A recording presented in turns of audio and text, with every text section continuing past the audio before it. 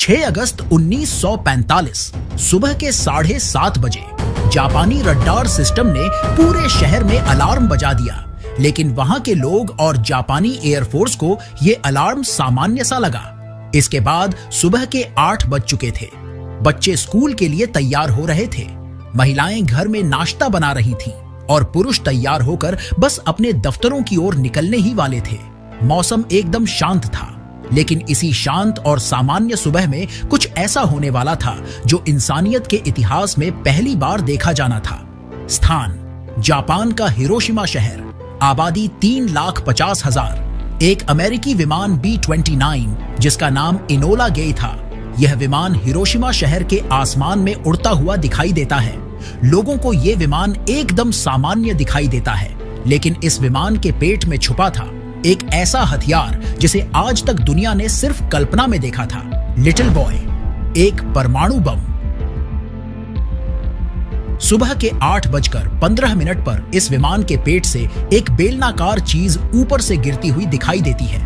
इससे पहले कि लोग कुछ समझ पाते, पूरा शहर एक जलती हुई आग के गोले में बदल गया। हजारों लोग एक पल में भाप बन गए। कुछ की सिर्फ परछाइयां दीवारों पर रह गई। शहर की इमारतें, सड़कें, पेड़, सब कुछ भस्म हो गया। इसमें लगभग 70 से 80 हजार लोग उसी दिन मारे गए, जिसमें बच्चे, बूढ़े, जवान और पशु पक्षी भी शामिल थे। यह इतिहास का सबसे भयानक दृश्य था जिसे हर कोई देख रहा था। लेकिन इसके आगे जो होने वाला था वो दृश्य इससे भी भयानक होने वाला था। 9 अगस्त 1945। जापान अभी हिरोशिमा के घावों को समझ भी नहीं पाया था कि 3 दिन बाद दूसरा अमेरिकी विमान आसमान में मंडराने लगा। लेकिन इस बार उसके अंदर था फैट मैन, जो लिटिल बॉय से भी ज्यादा शक्तिशाली परमाणु बम था। 11:02 पर नागासाकी पर भी आसमानी मौत बरसी। इस बार भी हजारों जानें उसी पल चली गई। दोस्तों, यह सिर्फ 2 शहरों पर बमबारी नहीं थी, बल्कि यह एक सभ्यता को झकझोर देने वाला फैसला था। तो अब सवाल आता है कि आखिर ऐसा क्या हुआ था कि अमेरिका ने जापान पर 2 परमाणु बम गिरा दिए? क्या यह युद्ध को समाप्त करने का तरीका था या शक्ति प्रदर्शन? क्योंकि उस समय अमेरिका और जापान में कांटे की टक्कर हो रही थी। लेकिन युद्ध के चलते अमेरिका ने यह फैसला लिया था या बम गिराने का कोई और कारण था? इसे आप आज के इस वीडियो में जानने वाले हो।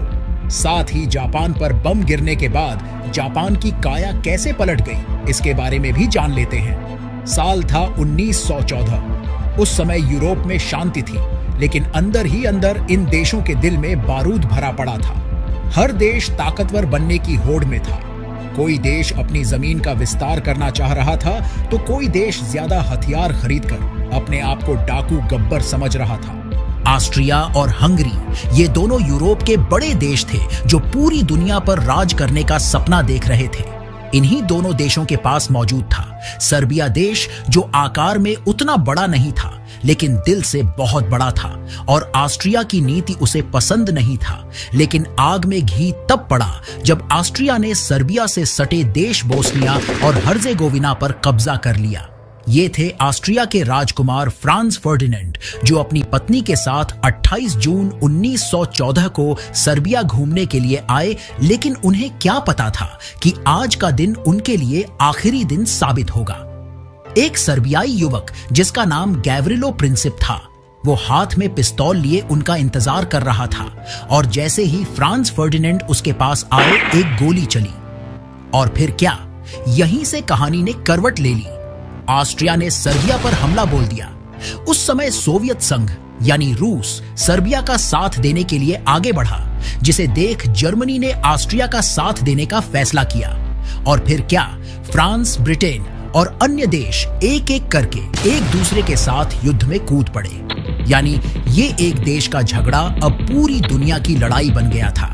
हालांकि इस समय अमेरिका एकदम चुप था, क्योंकि उसका कहना था, भाई हमें इस लड़ाई झगड़े में नहीं पड़ना, तुम लोग लड़ो या मरो। लेकिन कहते हैं ना, जब तक अपने पर नहीं पड़ती तब तक अक्ल ठिकाने नहीं आती। जर्मनी ने ब्रिटेन को घेरने के लिए यू बोट पनडुब्बी की नीति अपनाई। इसमें होता यह था, जितने भी जहाज ब्रिटेन के इस हिस्से से होकर जाते थे, उनको जर्मनी की पनडुब्बियां डुबो देती थीं, चाहे वह जहाज यात्री हो या मालवाहक। ये किसी को नहीं छोड़ते थे। 7 मई 1915 को एक जहाज जिसका नाम RMS लुसिटानिया था, ये जहाज आयरलैंड के तट पर जर्मनी यू बोट द्वारा डुबो दिया जाता है और इस घटना में 1198 लोग मारे जाते हैं, जिनमें से 128 अमेरिकी नागरिक भी शामिल होते हैं। हालांकि अमेरिका इसे नजरअंदाज कर देता है, लेकिन 1917 में ब्रिटिश द्वारा जर्मनी का एक टेलीग्राम मैसेज को इंटरसेप्ट कर लिया गया, जो कि जर्मनी ने मैक्सिको को भेजा था, जिसमें मैक्सिको को कहा गया था कि वो जर्मनी के साथ हो जाए और इसके बाद जो क्षेत्र अमेरिका ने मैक्सिको का हथिया लिया है उसे जर्मनी वापस दिला देगा। ये मैसेज जब ब्रिटेन ने अमेरिका को सुनाया तो अमेरिका आग बबूला हो गया और वो इस युद्ध में कूद पड़ा। 4 साल तक खून खराबा होता रहा और जब 1918 आया तब जाकर युद्ध रुका। इस युद्ध में 1 करोड़ से ज्यादा लोग मारे गए। दुनिया को लगा अब कभी युद्ध नहीं होगा, लेकिन ये तो बस शुरुआत थी। पहला युद्ध खत्म हुआ, लेकिन जख्म बाकी थे। जर्मनी हार गया था और उसके ऊपर बहुत भारी जुर्माना लगाया गया था। लोग बेरोजगार हो गए थे, देश गरीब हो गया था और तभी एक नया किरदार सामने आया, एडोल्फ हिटलर। हिटलर ने कहा, मैं जर्मनी को फिर से महान बनाऊंगा। लोगों ने तालियां बजाईं और उसे सत्ता दे दी, पर हिटलर का सपना था पूरी दुनिया पर राज करना। 1939 में उसने पोलैंड पर हमला कर दिया। बस फिर क्या? ब्रिटेन और फ्रांस ने जर्मनी के खिलाफ युद्ध घोषित कर दिया और दूसरा विश्व युद्ध शुरू हो गया। दोस्तों, द्वितीय विश्व युद्ध 2 गुटों में बंट चुका था, एक्सिस पावर्स और एलाइड पावर्स। एक्सिस पावर्स जिसमें 3 खतरनाक देश शामिल थे, जर्मनी, इटली और जापान। एलाइड पावर्स इसमें ब्रिटेन, फ्रांस, सोवियत संघ यानी रूस और अमेरिका जैसे देश शामिल थे। हालांकि पहले विश्व युद्ध के चलते अमेरिका की कमर टूट चुकी थी, तो वो अब भी युद्ध से दूरी बना रहा था। इधर जापान एशिया के कई देशों को धूल चटा चुका था, जिसमें चीन भी शामिल था और अमेरिका चीन को सपोर्ट कर रहा था। इसके साथ ही अमेरिका ने जापान पर तेल प्रतिबंध लगाया था, जो जापान को तेल के लिए एक गंभीर संकट पैदा कर रहा था। इसके साथ ही जापान की विस्तारवादी नीति थी। उसे पता था कि अमेरिका की कमर पहले विश्व युद्ध में काफी टूट चुकी है और अगर कोई उस पर हमला करता है तो अमेरिका को समझौता करना पड़ेगा और वो तेल पर लगे प्रतिबंध को आसानी से हटवा देगा। इसके साथ ही उसको एक बात और चुभी जब साल 1940 में अमेरिकी राष्ट्रपति फ्रैंकलिन डी रूजवेल्ट ने अमेरिकी प्रशांत बेड़े को कैलिफोर्निया से पर्ल हार्बर हवाई बेस तक बढ़ाने का आदेश दिया। अब जापान ने सोचा कि ऐसे तो हमारा आतंक ही खत्म हो जाएगा। पर्ल हार्बर अमेरिकी नौसेना का एक महत्वपूर्ण मिलिट्री बंदरगाह है, जहां पर युद्धपोत, सबमरीन, फाइटर जेट और नेवी के सैकड़ों सैनिक तैनात रहते हैं। यह प्रशांत महासागर के बीचों बीच स्थित हवाई का एक द्वीप समूह है जो अमेरिका का हिस्सा है। कैलिफोर्निया से इसकी दूरी 4000 किलोमीटर और जापान से इसकी दूरी 6400 किलोमीटर है। जापान ने सोचा कि अगर यहाँ हमला किया जाए तो अमेरिका को काफी नुकसान होगा और यही सोचकर जापान ने 7 दिसंबर 1941 को सुबह के 7:55 पर 6 एयरक्राफ्ट कैरियर से करीब 353 फाइटर प्लेन, बॉम्बर और टारपीडो प्लेन अमेरिकी बेस को तबाह करने के लिए भेजा। इस हमले में लगभग 2403 अमेरिकी नागरिक और सैनिक मारे गए और करीब 1178 लोग घायल हो गए। अमेरिका के 8 युद्धपोत में से 4 समुद्र में डूब गए और बाकी के 4 बुरी तरह क्षतिग्रस्त हो गए। इसके अलावा 300 से ज्यादा अमेरिकी विमान नष्ट हो गए। USS एरिजोना नाम का जहाज, जिसमें अकेले 1177 सैनिक मारे गए। हालांकि जापान के भी 29 विमान नष्ट और 64 सैनिक इसमें मारे गए। इसके बाद 8 दिसंबर 1941 को अमेरिका ने जापान के खिलाफ युद्ध घोषित कर दिया। इसके बाद अमेरिका पूरी ताकत से वर्ल्ड वॉर 2 में उतर आया। यही हमला जापान की सबसे बड़ी गलती साबित हुआ, क्योंकि अमेरिका की एंट्री के बाद जंग का पूरा नक्शा बदल गया।